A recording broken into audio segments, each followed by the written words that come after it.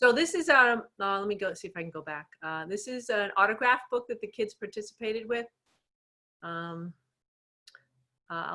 hit, no, it's when I want to present it. Where's the section that says present? Go up to the right. It's by the yellow share button. Oh, good. The one that says present. Okay. I was looking for it on the other side. Okay. So let me go back to the beginning. So the reason I brought this up is because the kids really enjoyed this. Even the kids that didn't participate wanted to do this. It was one of the last week activities. So they had to make a Bitmoji, and I didn't even know what that was, but it's a caricature of themselves. So that was their assignment the day before. So they read the directions, and they had to sign in with their Bitmoji. And they also had to guess which teachers the next slide are. So these are all different teachers that are in the 8th grade, or no, 7th grade. So they had to guess. Their assignment was who's who. So my teacher leader's right here. Oh, she's gone. Right here. So anyway, now the kids just, can you guys see this? It's kind of big. They just had to sign in different sections, like what they were going to do for the summer, movies they like. And I'm not really sure what format she used. I'm thinking possibly Cami.com she used. So they just had to put what was, I'm giving you the blank before they did it. I thought this would be kind of nice because it's not just a piece of paper that the kids would, type on. They can actually, when it becomes active for them, they can change the text and the size, and they can make pictures. So it came out pretty nice. I didn't see, I heard that the kids really liked it. I didn't have my act together to actually do it with my kids because I found out about it too late. But I thought this was kind of nice. There's a website that you can go on called, I think, Stick It. And it's like Post-its. So she put these little Post-its in too.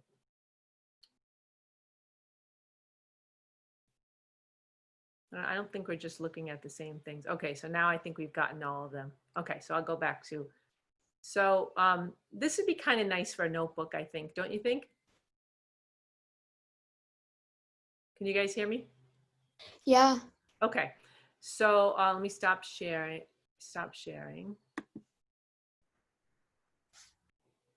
Okay, so that was not really what I was supposed to present on, but I thought it would be nice for notebooks, especially for elementary, because, kids kind of like to write not on the line. But the thing that I'm supposed to be presenting on is I teach at Nathan Bishop in middle school in Providence, Rhode Island. And I had, my kids were already doing CK12 at the beginning of the school year, a lot. I kind of trained them on it. And then we got away from it. So when we went back to distance learning in March, all I had to do was remind them of what the codes were. And the reason I chose distance learning is because it's interactive with Google Classroom. But what I really liked about it is that it corrects the work for you. So there's a one-page of paragraph of reading, and then a video, or actually a couple of videos. And then there's, you can choose a practice quiz. And then after the practice is a real quiz. So each one of those would probably, some of the advanced kids, they got 3 done in one day. But other kids sometimes did the reading and the video one day, and then they did the quiz the next day. And I found at that point, I was really surprised how many kids participated. Like 86% of the kids participated, which was huge. And even kids that didn't participate in the classroom were using it, which really was surprising. And I found out the main reason it was because you could change, there's all different languages on ck12.org. I mean, they had like 26 different languages. So this girl was changing it to Spanish, and she was getting all 100s on everything. Whereas in my classroom, she didn't turn in any work at all. So then we figure out the problem right there. She was misplaced. So they have also, part of my talk is also that you can use CK12 for summer, to stop summer slide, and for snow days. And they're talking around Rhode Island, where I'm from, about not having any more snow days. So that if, in case we did have a snow day, it would become a distance learning day. so they wouldn't have all these days to make up at the end of the year.